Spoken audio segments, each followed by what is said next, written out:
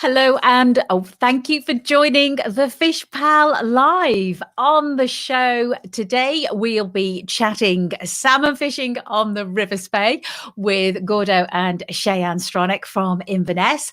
Then we're off to the south of England, and we will be talking to Alex Jardine. He's a fly tyer, Angling Trust Ambassador. He's on the Partridge and Simplify Proteins and assists on product development with Guideline, Right to Trout and Salmon Magazine, and also works for Aardvark MacLeod. You could guess he's actually got the perfect job.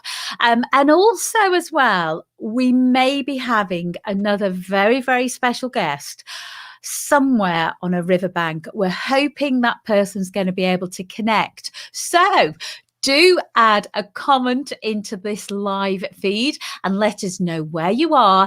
If you've been out fishing, tell us where you've been. And I'm now off to Inverness because I've got two junior anglers who are actually off fishing at the weekend. Good evening, Gordo and Cheyenne. Good evening, Anne. How are we this evening? Good, thank you. How are you? I'm well, thank you. I'm so pleased that you've come on. And you've also as well as that we've got your dad on as well. Good evening, Steve.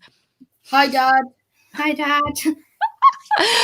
So tell us a little bit about where you've been at the weekend. At the weekend, we were fishing Rothes and Aiken Way. It's in Rothes itself. It's a really, really nice stretch of river. We've been there quite a few times with the River Spey Anglers Association, and I think we will be going back quite a few times now. And there's superb gillies as well. Robbie Stronach and Mike Ewan, they're really, really nice guys.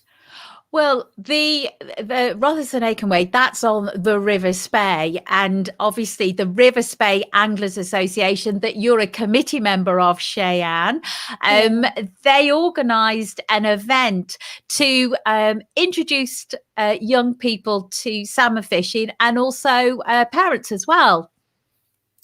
Yeah, we organised it. We got the offer to go on to fish on the Spey. So we asked people, because we aimed it for people 12 and above, because younger ones aren't so good with the wading. And so we had a father and son who, the son had fished a couple of times, salmon fishing, just for a couple, 10 minutes maybe. And the dad had never done it before, and they were amazed at how much they loved it. They kept saying how good it was and how much they loved holding the rod compared to doing trout, because they trout fish quite a lot, so they were happy to be fishing. The dad had got a salmon on, but it came off, unfortunately, but he still got the feeling of what it's like to have a salmon on the end of the line. And his son didn't have anything on that day, but he still loved every minute of it. Well, it was a very, very well organised event, as always, with the River Spey Anglers Association. Totally socially distanced, which I've got a photo here. And also, as well as that, you were getting casting tuition as well, weren't you? Yeah, so David Mateer, we at events like trout fishing and salmon fishing, at the trout fishing, he also gives us all a demonstration of how to trout cast. So we did it the same for the salmon, and because of the upstream wind, he taught us how to do a circle C cast. So that's what we all did for the day. Instead of a single spey, because of the wind, we decided we would do a circle C. So he taught us all as per usual. It was excellent, and it was so easy to pick up. So David Mateer Casting Tuition is on Facebook, so you can go and follow him as well. Oh, I do love a little advert for David Mateer, who is, can I just say, absolutely brilliant as well. If you want to do a casting exam, he's actually one of the actual people who actually teaches you. So I would totally agree with that. So this day, it was an unusual day, as the RSA did say, because they actually caught salmon. I think it's the first time in history, isn't it, of the RSA or SAA that they've caught fish. Well, last year was the first time that a salmon had been caught, and it was one salmon. But this time it was 5 salmon, so it's kind of unusual. We didn't expect it at all. Now, I know, with reference to this,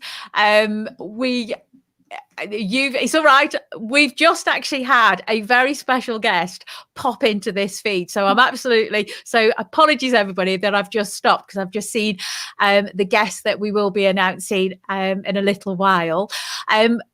Cheyenne, you were being guided by the wonderful Danny. Tell us what happened. So I didn't know Danny was coming along. She came along to the trout day, but I didn't know she was coming along to the river day. And so we were sorting out who was taking who to different beats. And I wasn't sure where I was going or who I was going with because I wasn't sure. I was setting up my rod at the time. And then Danny was there. So she took me down with Robbie down to the bottom.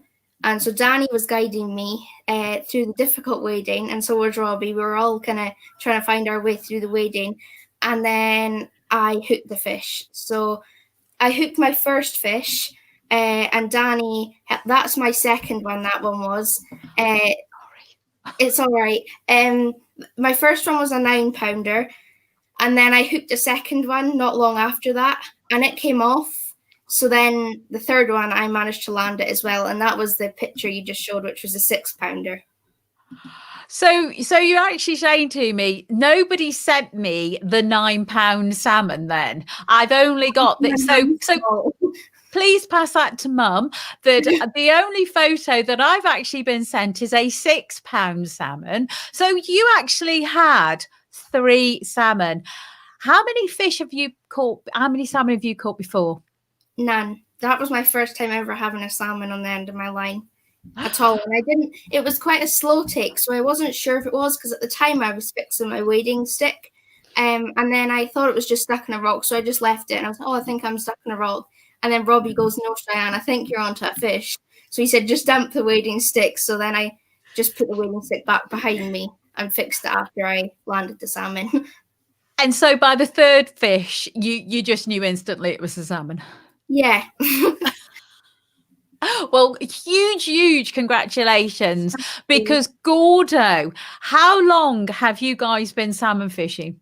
Well, we've been salmon fishing for 4 years now, and the closest we've got to salmon was 2 years ago when I had one on and it got off from 6 feet from the net, and I saw it and then it was gone. So this time we've actually landed them, so it was really good because all of us, apart from Mum, which was on dog duty and photograph duty, didn't catch, but I'm so glad that all of us caught. Well, you also caught a fish as well, Gordo. Talk us through your fish. Well, that's a 5-pounder that I caught. So the story was I was wading down and I looked across the other side, and next minute I felt this tug, and I thought it was a branch because loads of branches had been flying past, and then I thought this was a branch, and then I pulled my rod up and then I felt it like kicking. So then David Mateer was just down below me, so I had to shout to him to ask for a net, and then by then it had taken half of my backing off of my reel, so it had swam a fair distance, so I had to reel it in, and then eventually we got it in the net, and I was releasing it, and I was bending over more and more just to try and put it back, forgetting I had my life jacket on. And next minute the fish kicks, and next minute all you hear is the whoosh of my life jacket going off. So that's the second one this season that's gone off. Well, all I can say is that your life vest worked, but I actually looked at the video of that release, and I think your wading stick was actually getting in the way of you moving, which meant that you were actually leaning over more. So if you watch that video again, you'll actually see that your wading stick was sort of hampering you a bit. So, but huge, well done. So you actually caught that on, because I know you're a fly tyer, and we've actually got 2 fly tyers sitting in the background at the moment. Tell us a little bit about the fly, Gordo. Well, this is what we call, well, we've now named it the Semper dog. So the top of it, the hair, is from my dog Ted. So he was going to the groomers, and we asked her, because he had a really long tail, could we please get some of the tail for me to fly tie with? And the lady said, yeah, no problem. So she put it in a tin for me. And all those products there are used from Semperfly as well. They're a good brand. I absolutely love them. Can't fault them one bit. And it's, for the money that you spend, they're a really good quality fly tie materials and threads. And one of my personal favourite materials that you can get from them is the pre-waxed thread, so you don't need to wax it yourself. It's really strong as well. So if you're like me, you tend to hit the hook a lot with your thread, and it normally snaps, and then you have to tie it in again. It's really good because it hardly ever snaps. I think I've only snapped it once, and that's because I put my scissors through it. But it's really good. Well, we've actually got one of the Semperfly Pro team members coming on after yourselves, Alex Jardine. So I also have Anne coming on as well. She'll be coming on about it in November time. So she's going to be talking about the fly range and everything as well. So we're really looking forward to that. Cheyenne, you've also been doing some coaching as well. Yeah, so I was helping out at the RSAA Junior Day that we had a couple of weekends ago. It was at Kellis, and the father and son who were salmon fishing, that's the youngest son who wasn't salmon fishing, Michael Paul's son, and that's Andrew. I think I've got it right this time. I always try and remember their name. I was helping out, and then Michael, the dad, said to me, can you, if you want, you don't have to, try and help Andrew cast, because he had only just bought that rod. It's his first ever trout rod. So I was helping him cast, and eventually we got it. We just had to wait for the line to go out and put it forward. So eventually he was casting some line for his age, because he's only got short arms. So it was good to teach someone how to do it after people teaching me for years of how to do it. Would you say, because obviously Charles Jardine, he actually is fundraising for Fishing for Schools.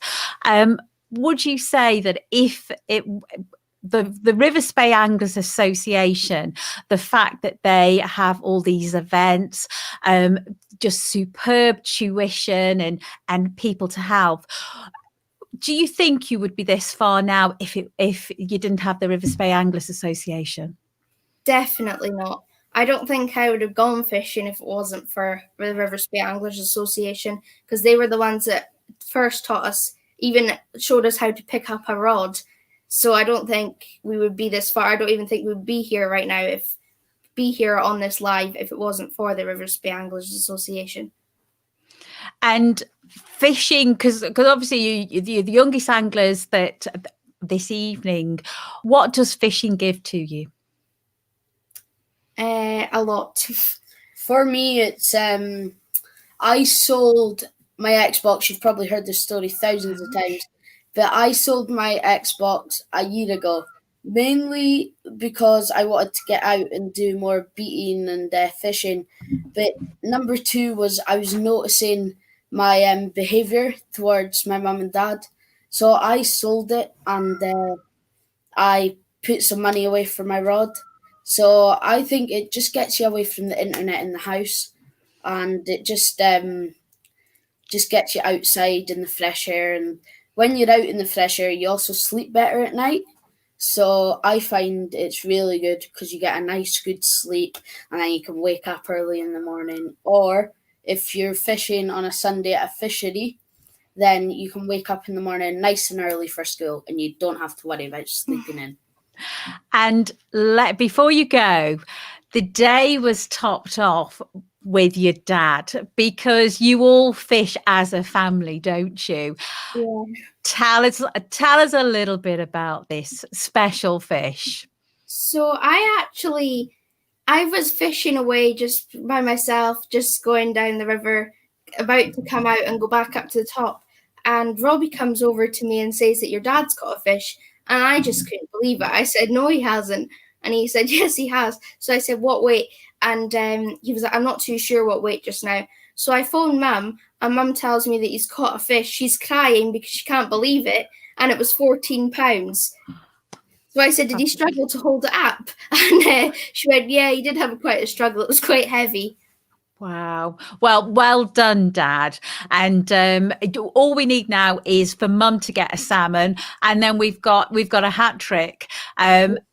Love you guys. Absolutely love you guys, as you know. And thank you so much for coming on every week or every other week and sharing the story. Now, we've got Matthew on. Matthew has actually commented. Matthew will. I don't know if you've seen this one. He says he's tuned in from the offshore, the Salmon Squad. And he did say, I've got photo issues, but can I just say that photo That's issues? not her fault. Thank you. Please stick up for me. Please stick up for me. Anyway, you take care, and huge well done. And huge congratulations to the River Spey Anglers Association, because Spey guide Danny Murray said it was an absolute privilege to be coaching you, Cheyenne, at Rothes, and then also, as well as she said, the future of salmon fishing has never looked brighter. Huge thanks to Robbie Stronach on Rothes for his expertise and great crack as well, and also as well as huge thank you to everybody at the River Spey Anglers Association for all their dedication and hard work to actually get people into fishing, because it's not only salmon fishing, is it? It's trout fishing. Yeah. Well, we'll see you either next week or in a couple of weeks. We won't see you next week. I'm not here. We'll see you in a couple of weeks' time. I'm fishing next week. Are you? Yeah, I'm on the time. So anyway, we'll see you in a couple of weeks' time, my lovelies. Okay. Also, a quick message for Matthew. Well, don't be eating too many bananas offshore. Oh, okay. All right. Well, there you go. We'd like to pass on messages as well. Take care, my lovelies. Bye. Oh, bye.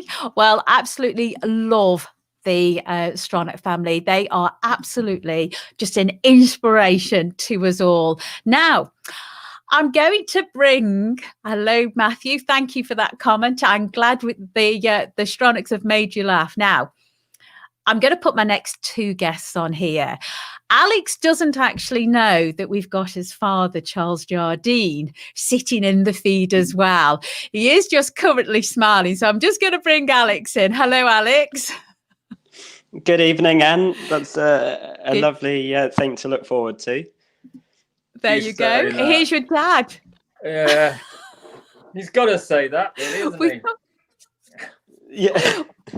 Well, we thought we'd surprise you with your dad. Hello.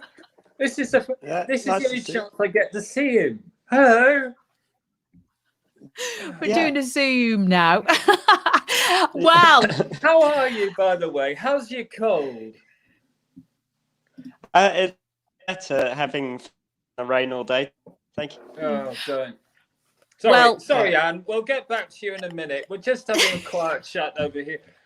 I've been I've literally rushed in. I've been on the Bourne Rivulet all afternoon, and I'm soaked. I literally have come through the door to do this, and I feel like a combination between Wurzel Gummidge and Cat Weasel. Does anyone remember Cat Weasel? I mean, that's pretty much how I feel. You won't remember, son. I don't either. Oh, thank you. Does anyone else? Anyway, look, I'll shut up, shall I? Well, we've got people now saying hello to you, Charles, as well. So I love the T-shirt the sweatshirt saying bath. So obviously you will be going to have a bath after this. Wait a minute. Whoa. It's Bath running, I'll have you know. It's Bath running. Well, talking about running, Charles, you're going running, aren't you, this week? I never stopped, dear. Yeah, no, I'm going to do a little trot round Rutland Water plus 4 miles. Many people don't realise, I don't think, that this coming Sunday is the virtual London Marathon. It's been cancelled that many times. I think, nobody knows what's going on. But I was due to do it in April. Then it was back in, I think it was September or something like that. And it just, because of COVID, it just keeps being cancelled. And curiously, I was overlooked for being an elite runner. I was absolutely mortified. I thought I could at least give Kit Chago a little bit of a run for his money, but apparently not. So I'm not in the elite lot. And so I'm going to be running around Rutland Water on Sunday. Well, I've got a little video that I'm just going to actually play as well, because I think we should play the video on why you're doing it. So bear with me.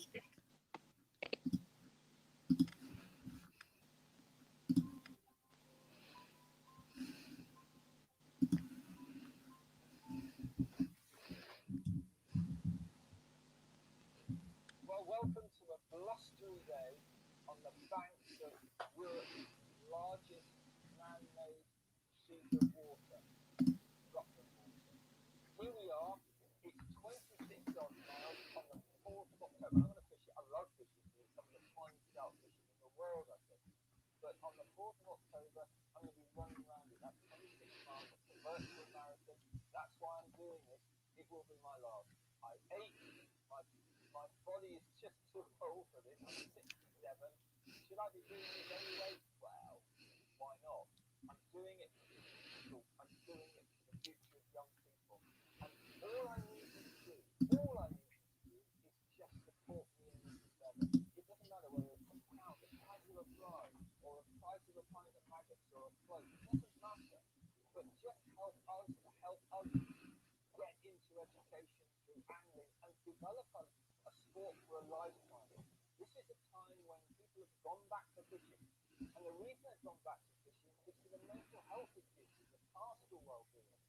And it's going to help young people like you wouldn't believe. It does help young people like you wouldn't believe.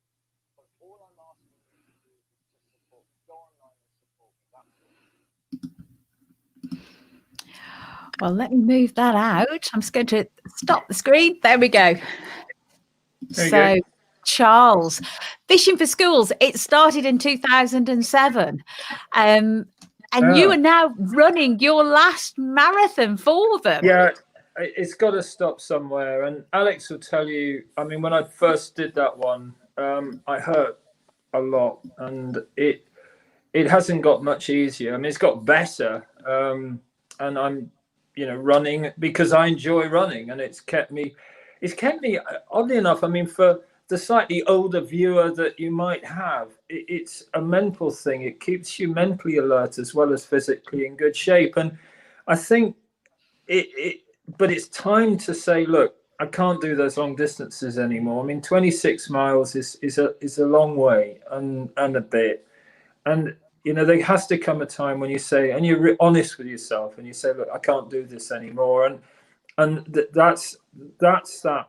And we've reached that moment, and there's always that time when you say enough. And what a great way to finish, that you're going to be helping young children from the age of 10 to 16, and also as well, often with special educational needs as well. Well, that's where we came in, and that's where I shall go out, because there are and I'm not going to dress this up in any way, shape, or form. The problems that are going to come riding at us like one of the apocalyptic horses, actually, after all this COVID stuff's gone through, and let's hope it's sooner rather than later, is monumental. I mean, we've got people who have been incarcerated, and that's the right word, for weeks, for months. We don't know what mental damage has been meted out on them, and it's a really serious thing. And you know, Alex knows, we all know just what fishing does for us from a mental well-being perspective. Nothing else. That doesn't matter if we catch or we get wet, as we did this afternoon, but it reaffirms our life, and it just makes everything that little bit better. Well, if you can't do it, you lose that connection. And I think, you know, that's one of the reasons I'm really want to make this a really important moment and a defining moment for Fishing for Schools. We've got a job to do, and I really want to do it. And for everybody who's watching this, I know that you do work with a lot of charities that actually have young people that have mental health needs as well. Yeah. I've got a couple of photos from events that you've done. I know these were, I don't think they were June this year. Were they last year? That'd be last year. Yeah, last year. Yeah. And that's our amazing Kent team. And, you know, we're in, wherever we're needed, we go. But of course, there's a cost implication. And that's why I have to do what I do. I don't have to. I mean, I want to do what I do. But it's like anything else. The bigger the beast grows, the more you need to feed it. So that's pretty much what we're trying to do.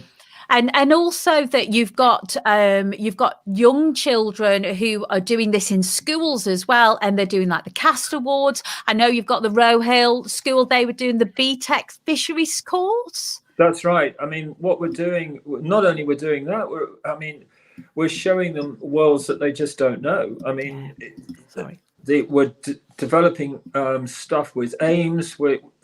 The ultimate, I suppose, is really to develop our own course and deliver our own way of doing things, to bring in conservation and all the aspects that we know that angling touches, but will make a more enriched world for the young people participating. So it is a very important few years we've got. I've got 3 or 4 more years, and then Alex, you've got my pledge on this. I'm going to stop. All right, I'm going to go fish. I'm going to paint. I'm going to do all the other things that I want to do, but I'm going to give it my best shot for 3 or 4 years. Then I'm just going to get too old to do anything really, apart from fish. Well, can I just say, everybody who's watching this, we're going to be chatting to Alex, and you're in for a treat, because the photos I've got of where you fished and the kind of things you do, Alex, unbelievable. So, but Charles, I know that we've just had Stuart Maxwell. He's come on to say, obviously you were at an event up in Edinburgh. It was the best event he'd ever been to. When you go to places, you do inspire people. And I know so far you've raised over £2,000. How can people, go and support you? You've got a Just Giving page. What is it? It's Charles Jardine, but it's Charles Jardine 5. So it's Just Giving Charles Jardine 5. And if you come onto Facebook, it's there. If you come onto my Facebook page, you'll find it. If anyone's in any doubt, just somehow get in touch and I'll make sure. But let me tell you, Anne, it's not the big bucks. They're lovely. They're wonderful. But it's the pounds here and that's the 2 quids there that really do make the difference. But it also makes you feel wanted, and it helps those 20 odd miles slip by. It really does.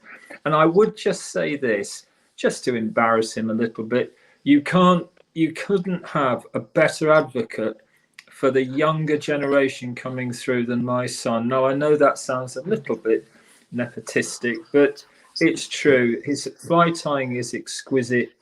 His fishing is exquisite, and you're in for a real treat this evening. Well, we've already got Dave Woods. He's already commented and said that Alex is a fantastic fly tyer. Before you go, Charles, I do want to just read this that's off your site, off the Fishing for School site. And it says there are barriers for any person with mental health and disabilities getting into a sport in the first place. fear of crowded places, low confidence and self-esteem, and Fishing for Schools, taking young people out into the countryside and to go fishing, is actually overcoming these barriers, isn't it? Aren't they? Well, if there's a barrier, our whole intention is to smash it to smithereens, frankly, and get out there. You know, we know how good fishing is. We know what it does for us. Let's make sure it does the same thing for not just the lovely young people that you've just had on, but for those that don't enjoy quite the best of times. I know, and it's so important. And please, please, please, everybody, support Charles for his run round Rutland. And if you want to actually go and find out more about Fishing for Schools, you can actually go and have a look on their website, because there's also all the links to you as well, isn't there, Charles? There are, and everything you'll ever need is there, but there's also lots of lovely educational stuff for younger people to do, how to build a pond and all sorts of wonderful things, because fishing's not just about catching a fish, it's about all the things that are attendant to that. So yeah. Well, huge good luck on the weekend, and I'll actually pop the link into this feed. Yeah, because I don't know this stuff. Alex does. I mean, he tries to show me, but I'm old and I forget. Well, can I just say that Alex did actually contact me before we started and said, "Oh, have you got the stuff for my dad in?" And I went, "Oh yeah, I've got everything." Bless. He didn't know you were coming on. We've also put it in the FishPal newsletter as well for you. So so hopefully we're going to get more people donating. And I know there's people on here that've got deep pockets as well that are watching. Well, so please donate. Just support angling. I mean, even if they can't support monetarily, just get out there and just support young people getting into angling. That's it. It's all we need, really. And we've got the Rivers Bay Anglers Association are a prime example, because the young Cheyenne and Gordo Stronach, they wouldn't have had that opportunity to catch those fish at the weekend, or their dad, if they hadn't been members of the Rivers Bay Anglers Association. So we are very, very lucky. And as Dave Wood said, join an association. If anybody would actually like to get involved with Fishing for Schools, go and have a look at the website as well, because there's all that information as well about taking part and actually giving some of your time to help others as well, everybody. And if you want to come to Rutland, don't let me stop you. And wave a flag. Come on, Charles. Go, Charles. Go, Charles. Yeah. You can get into boat, fish, and watch me go round. You know, it's all sorts of... Well, let's hope it isn't as windy as the other day when you videoed that, because even Scott read it. That was windy, Scott. He said. But, I mean, can you imagine what it's going to be like if it's like well, I know what it was like up with you in the northeast, but I mean, I tell you what, it was pretty miserable this afternoon down here. So if it's like that at Rutland on Sunday, you're going to have one drowned little, well, not so little Jardine. I would have shrunk. Well, we're going to let you go so you can go and have a bath. I need one. And warm yourself up, Chuck, for the weekend, and don't catch any colds or anything. I'll try not to. So, best of luck as well, Charles. Thank you so much. And thanks everyone out there, and enjoy my son, because I do. Brilliant, isn't it? Well, take care, my love. Toodaloo. Bye. Isn't your dad lovely? Your dad is absolutely lovely, isn't he? He is. He's fantastic, and I can hear you. It's a little bit crackly here, but he's got a fantastic project that he's working on, and for such a great cause. And why he wants to run as much as he does is beyond me. It's definitely not something I'm going to follow in his footsteps, literally. But what was it like growing up with a dad so famous? Because I've actually got some wonderful photos, and there's one photo here which I'm just going to pull up. You and your dad fishing. What was it like fishing with your dad? He's my dad, so like any father and son relationship, I was thoroughly irritated by whatever he told me I needed to do, and would always try and do the opposite thing or listen to someone else. But the benefit for me were there were so many fantastic people around who were also at the top of their sport to keep me pointed in the right direction. I didn't suddenly sort of disappear off to other realms, and managed to find fishing and keep it a constant, which is a difficult thing to pass on in our sport. And that was a photograph of you at Diva Springs in the 90s. And I had to ask you, was that your dad? Because he's a changed man.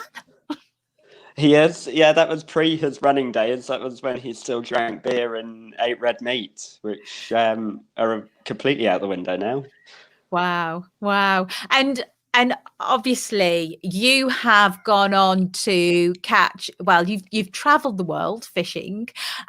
You work for Aardvark McLeod, dream job. You're a Semperfly Pro, Partridge Pro.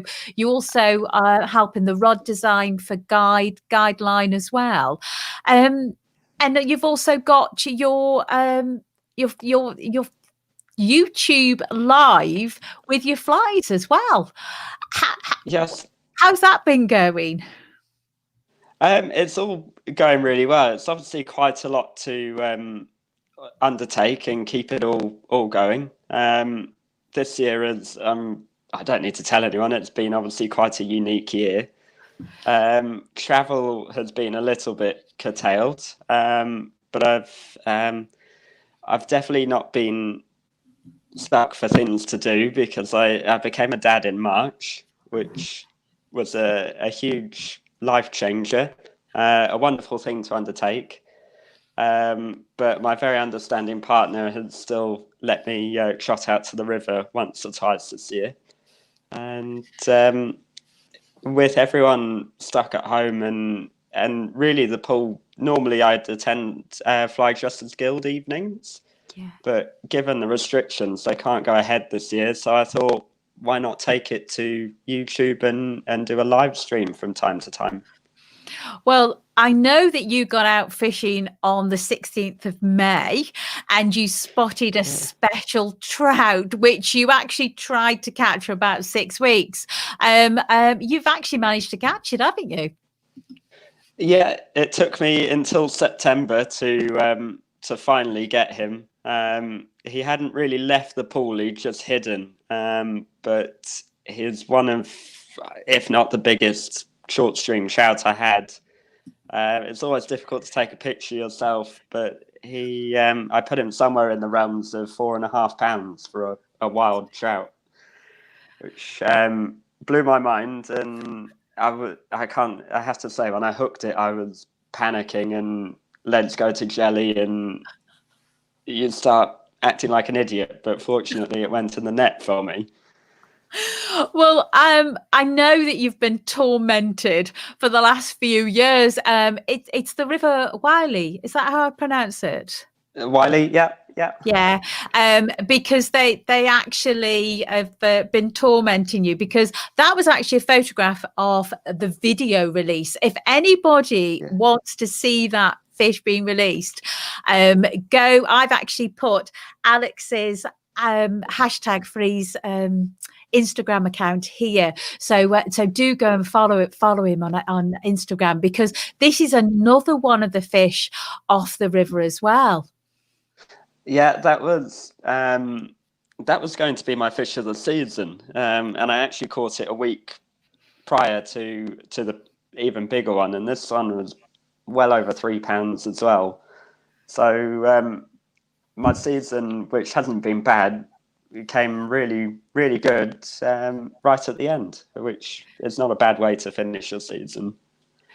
And also as well is that you've been on the where is it? You've been grayling fishing on the Froome as well, haven't you?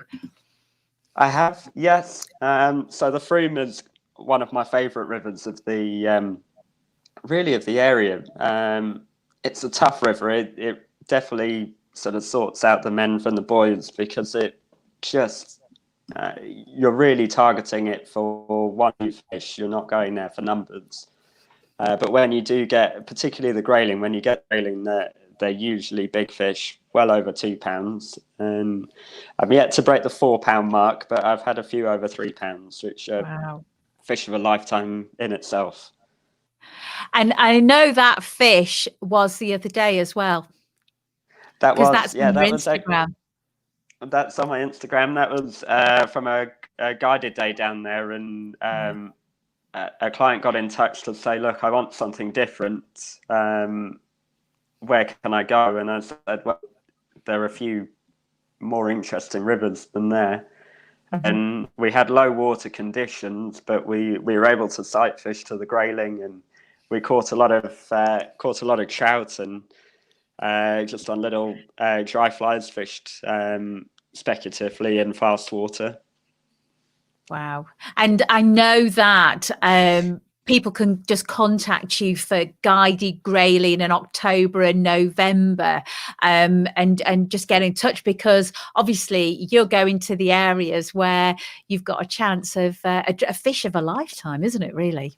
We do, and the benefit with the rivers in our area in the south of England is, even in bad weather, they stay nice and clear. So we have sight fishing opportunities right the way through the winter time, which you just don't find elsewhere. And the grayling is often underrated species, but during the winter time, the bigger ones can fight almost as hard as any trout.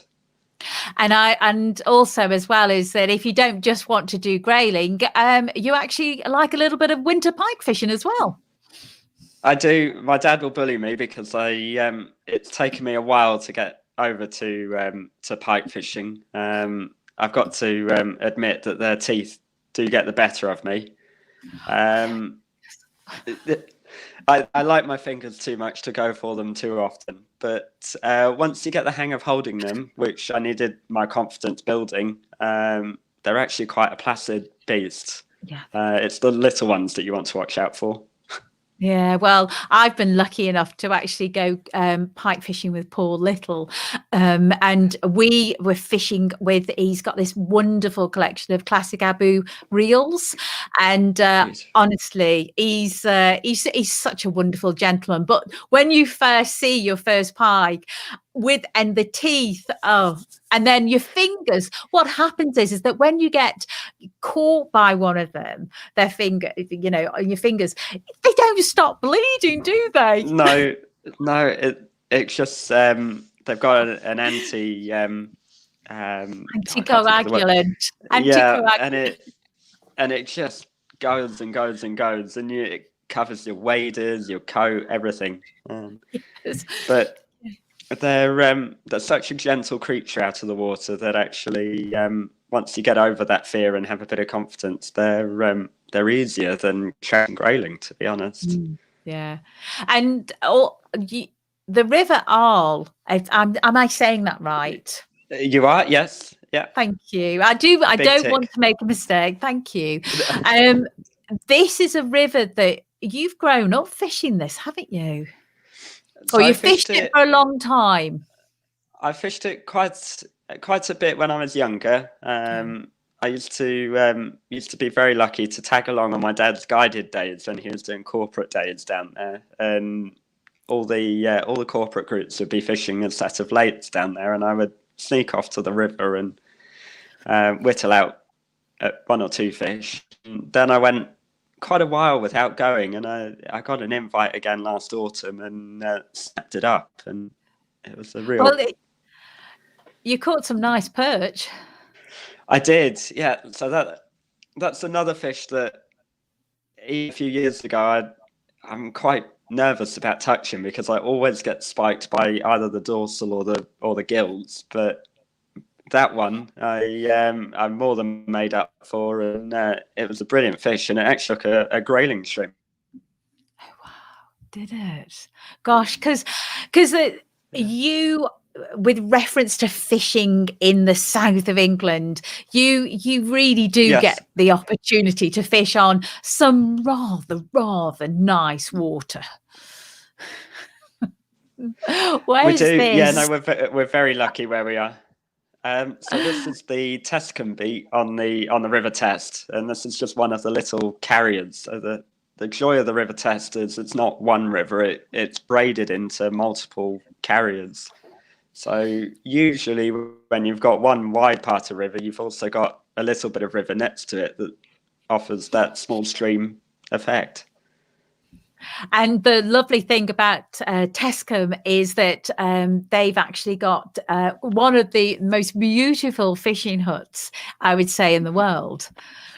It's quite astonishing. It was actually built as a tennis pavilion, and rightly so. The tennis courts have been knocked down, and it now sits on a little island in the river and has its wood-burning stove, and it's the perfect place for a lunch on the river. And the Disraeli family originally built that, didn't they? They did. Yeah. And the other wonderful thing about that particular beat is King George used to travel by train from London, and the train used to stop right on the beat and let him off, and he'd fish all day, and then it would pick him up and take him home again. That just shows you the quality and the kind of people that go and fish the Test, because it really is just hallowed water, isn't it? It's beautiful.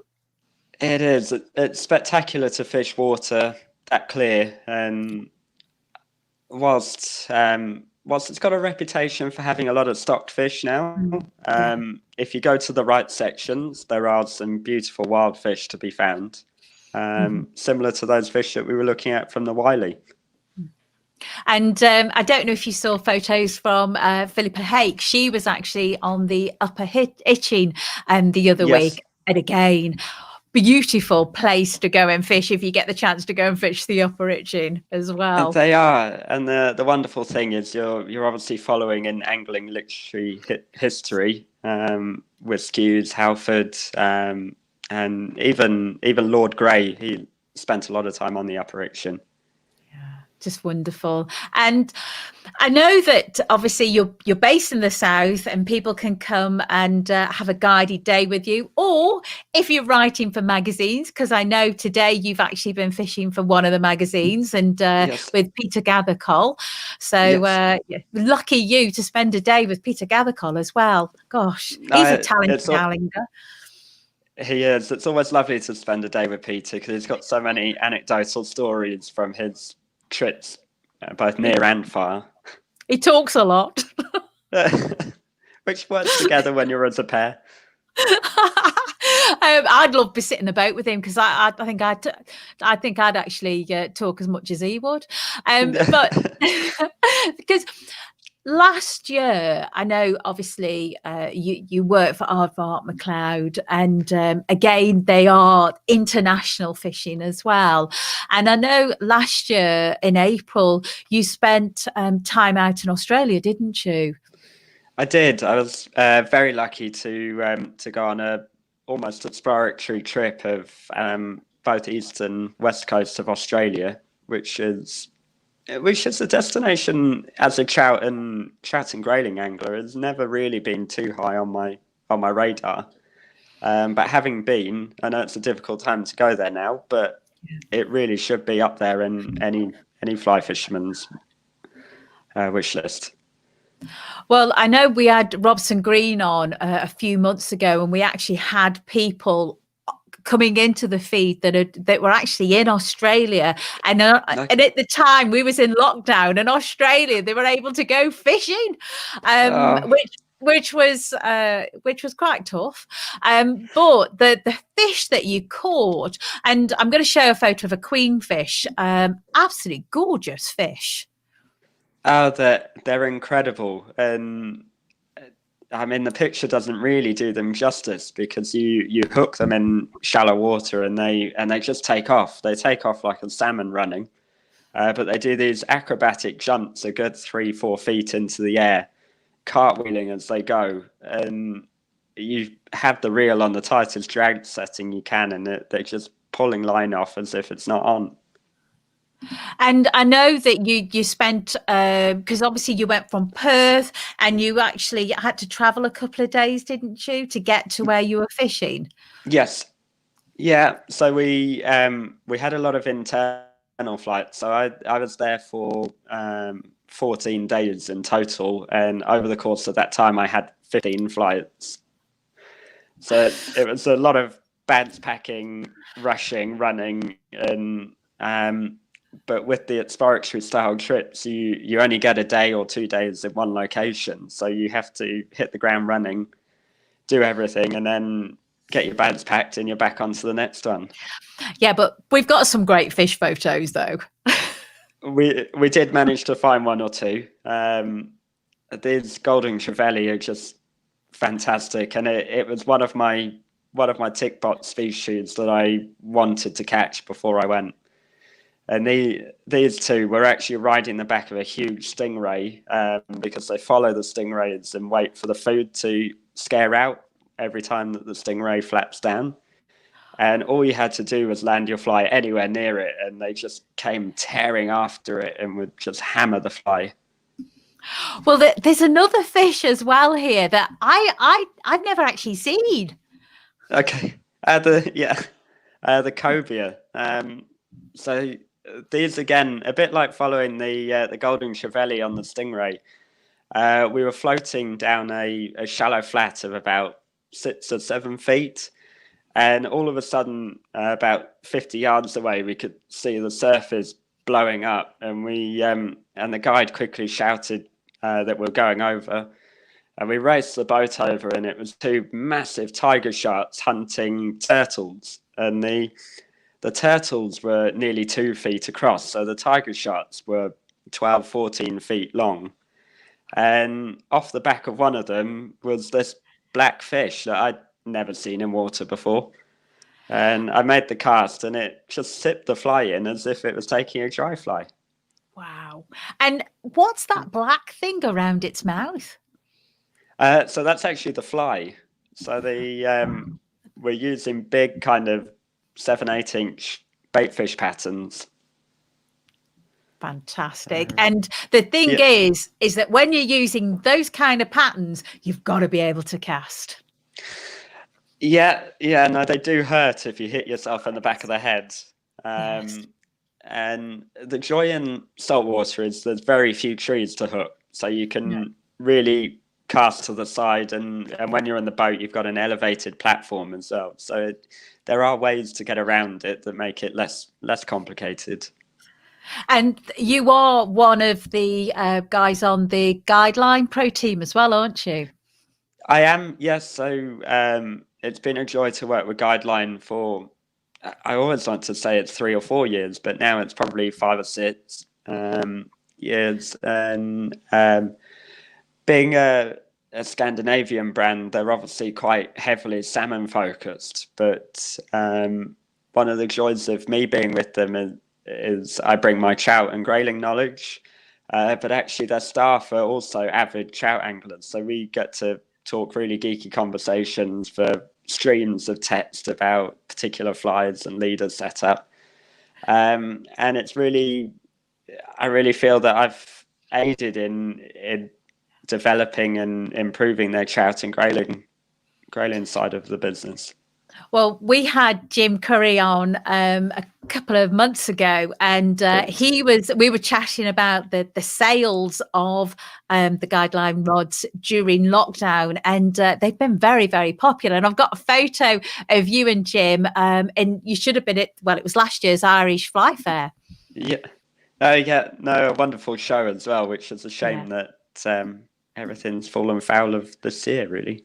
It really is. And everybody, the Irish Fly Fair, organised by the fantastic Stevie Munn and his family, they're actually going to be doing a virtual one in November. So we will be keeping you updated on that, because please support it, because Stevie Munn works so hard to really make that show a success, doesn't he? He does, and it really is one of my favourite shows in the calendar. So it's a real shame that it's good that it's online, and people really should go and show their support. And also, as well, is that you tie at shows as well. I do. So it's always a it's always a joy being able to sit there and tie flies, because it gets people engaging with you. Everyone in the industry is very approachable, and by tying flies, it gives people a chance to ask questions that they're maybe a bit scared to ask. But actually, we're all nice people. We're all happy to answer and help improve what you're doing. Well, I've got James Armstrong. He said, great speech. You could have brushed your hair. Now, I know James, he's got a little baby boy as well, hasn't he? He does, yes, just a couple of months younger than my own. So we're constantly talking to each other, and we've been trying to meet up, but it's quite difficult with young babies, but we will get there. It's Zoom. Everything's now Zoom. Yeah, but I always have good salmon fishing when I'm with James, so I need to make the time to go and see him. Well, definitely, and I know that Aardvark McLeod have actually linked up with James as well, and they are doing guided fishing, aren't they, on the Tweed? We are. So we're looking to bring people up to your neck of the woods and get them actually enjoying fishing on home soil as well. So we have a great operation down in the south, and through James we've got a great option for people to travel north and fish some of the fantastic rivers in the Tweed system. Definitely, and James is an absolute treasure. He's brilliant. If you're looking for a guided fishing day, James is your man. Now, talking about salmon, you have, unlike your dad, you're a bit of a salmon angler. Whereas your dad, we have tried to convince your dad to come salmon fishing, because I can imagine he'd be quite good at it.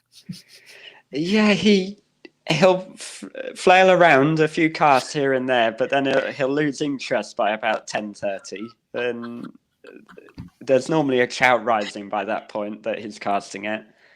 But no, my grandfather was a huge salmon angler, and that was a fantastic one fishing with James when on upper floors a few years ago. But my grandfather was a really keen salmon angler, more so than anything else, and I unfortunately never met him, so I didn't get that initial introduction to salmon fishing. But kind of through James Armstrong, he opened up salmon fishing to me, and I've never really looked back. I always try and get a week or so every year to keep the cobwebs off and try and catch one or two fish while I'm at it.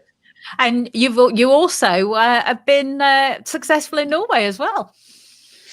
I have. So always the fun thing with Norway. I'm quite lucky to have salmon fished in Iceland and Norway. And to begin with, my first 3 trips to Norway, first 3, I caught grilse in Norway, and I caught more multi-sea-wintered salmon in Iceland, which is completely the wrong way round. And then it wasn't until 2 years ago that I finally encountered a decent Norway fish, but it was a shade under 20 pounds. So I still have another trip in me to find that infamous 20-pound plus fish. Well, this week on the River Weir, they've had a 24-pounder. Lee, there's a gentleman who has been chatting to me because he guided somebody on that. The Bible have had a 23-pounder, and Cargill have had a 26-pounder, and I know Isle of Mouth have had a 27-pounder this month on the Tay. So there is some big fish about. So you need to come up. But you've got a little baby. You've got a baby. Yes. But talking about Norway, I know that you've actually done a film with your dad, and this is a lovely photo. Well, this is Iceland. Yeah, that's it. Sorry. So we were invited to go up and fish the opening weekend on a Arctic char river in the north of Iceland.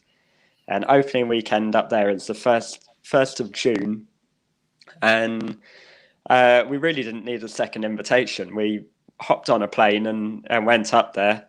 And whilst he looks like my long lost brother, Gummy in the middle, is one of my he's my longest friend in Iceland. I've known him just over 8 years now, and he knows the river a little bit. And we got up there and thinking beginning of summer in Iceland, it will be lovely, and it pretty much snowed every day. We could just about manage about 3 hours of fishing each day, but we caught some beautiful Arctic char, and put a video together that's now available on Fishing TV. It's well worth going and watching.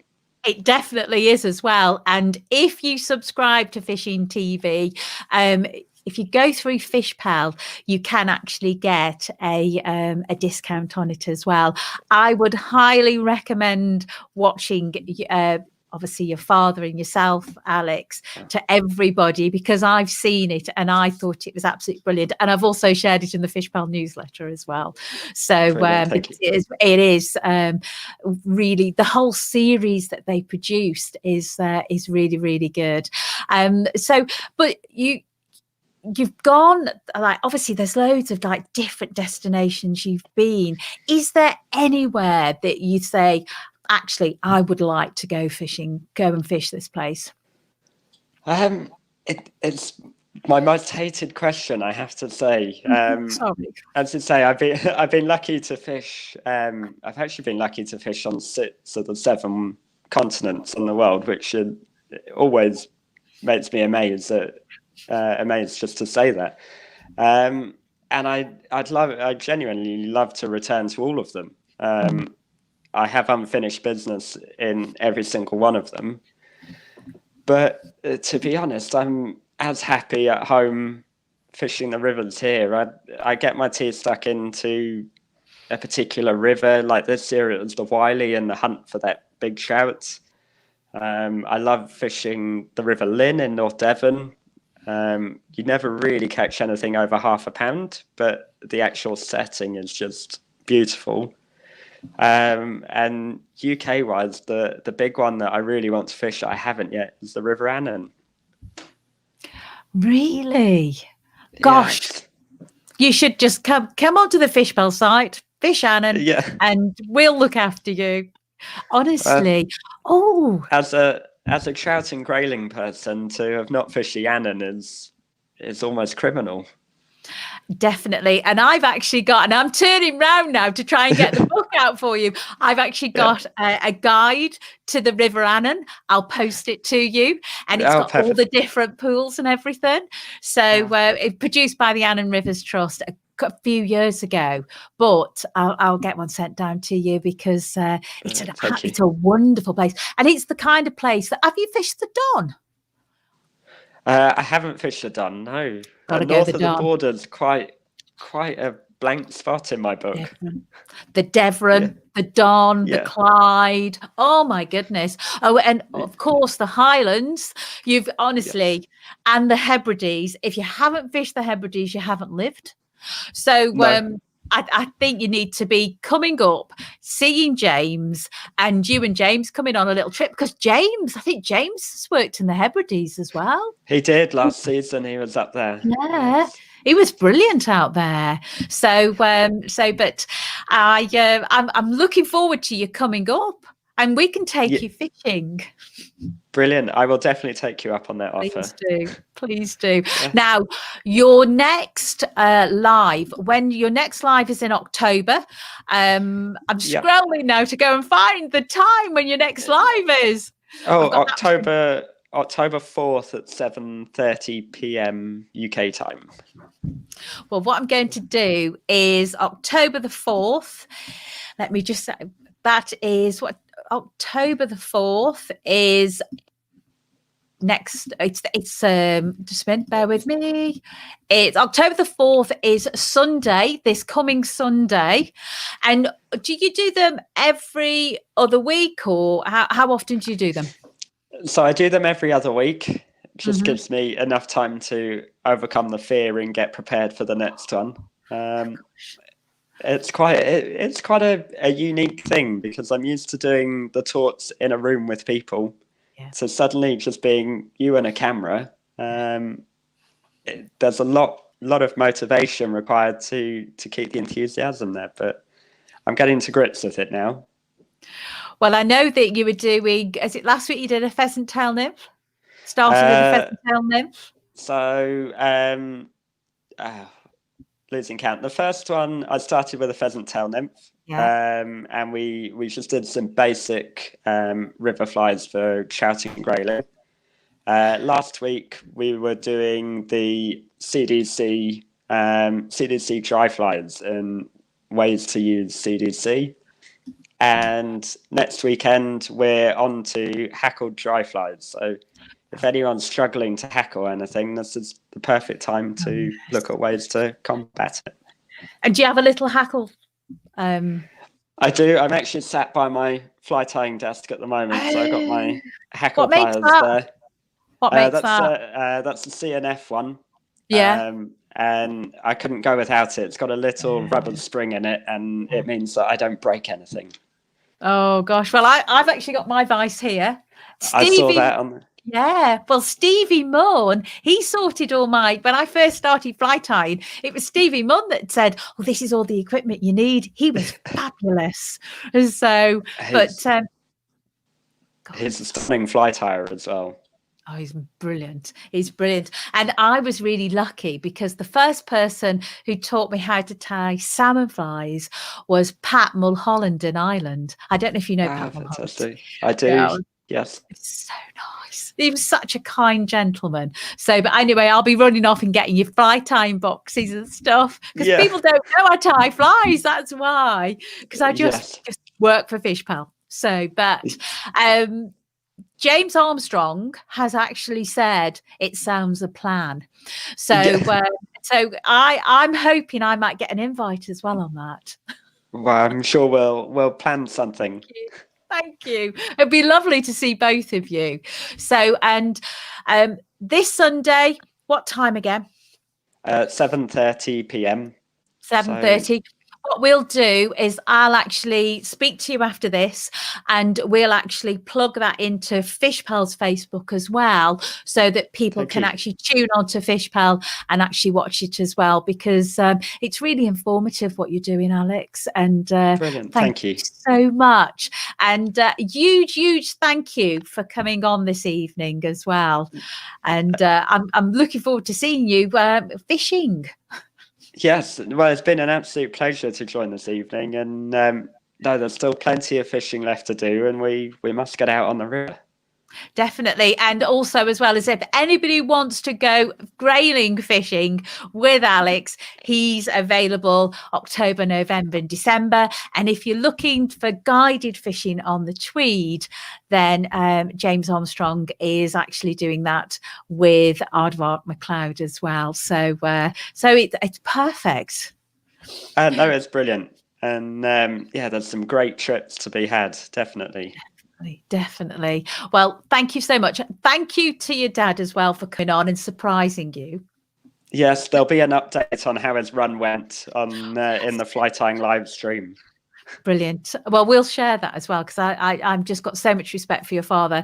And also, as well as that, I would like to thank the Stronach family, Cheyenne and Gordo, for coming on and sharing their brilliant fishing news that they are now salmon anglers, pro salmon anglers, because they're multiple catches in one day. What a great day that was to catch more than one salmon. Fantastic.